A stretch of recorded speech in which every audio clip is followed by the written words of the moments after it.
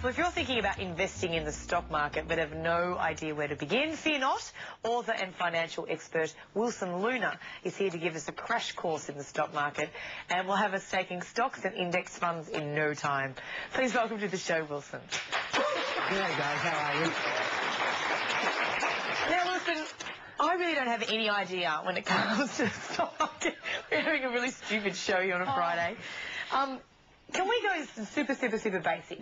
If I've got a company, it's a private company, and I decide that I'm going to float it on the stock exchange, what happens from that point, just to sort of get that going? Is that easy to explain? Yeah, it is. Look, basically what happens is the stock market's just a simple system where people can invest in portions, and it's highly, what it is, it's a visibility sort of perspective where you get a lot of transparency. So when you float it on the stock market, what ends up happening is you end up getting into a situation where you look at the company, and you can divide it up into little shares, so people can buy it in little parcels versus making it all complicated and having to go into all these agreements when you purchase a company off the market.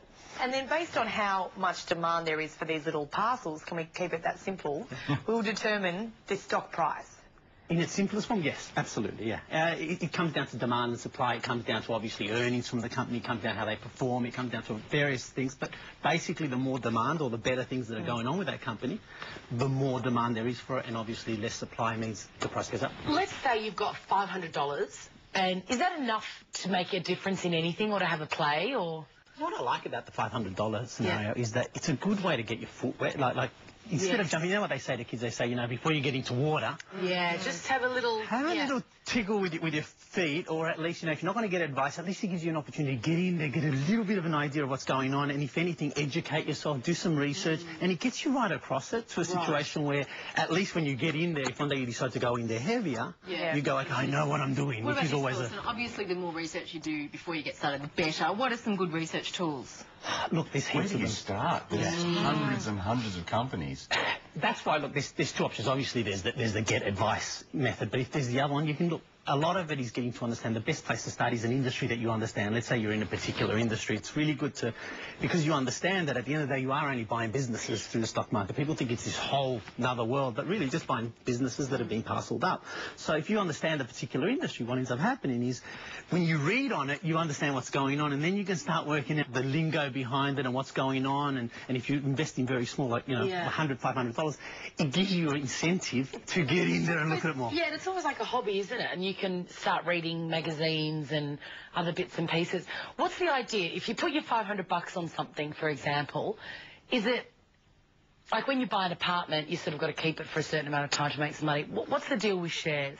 You know, good analogy, because that's exactly how we like to describe it. We go, okay, in shares you've got two ways of working out your return. You add up two components. Basically, you add up the capital growth. So if you buy a share at $2, you sell it for $3. Capital growth is that price, which is if you bought a property, you buy it, let's say $200,000, you sell it for $300. That's the growth. And then there's part two, which is the dividend, which is the profits that the company pays out to its shareholders.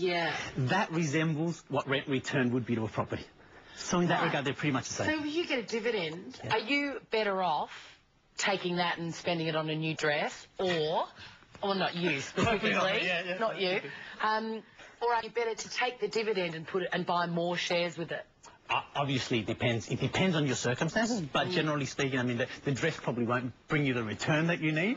But understanding, you know, and my wife would probably buy the dress instead of the dividend. But I generally advise, you know, try and reinvest it, and probably that's a good opportunity if you did only start with a little bit to sort of look at another industry and start diversifying your money. And if you are overwhelmed by the number of companies, you can invest in index funds? Index funds, Yes. It's a complex name for a really simple process, which basically all index fund is. Let's say we grab mining, which has been talked about a lot in the press. Let's say you've got 100 companies in mining. What ends up happening is index fund is like they threw a blanket over and they said, instead of having to buy every single one of them, you can just buy a unit in this index fund, and it represents the weighted average return of all of them. So it's like the Melbourne Cup. You know, you don't have to bet on the nose. You basically say, look, I'm spreading my bets around.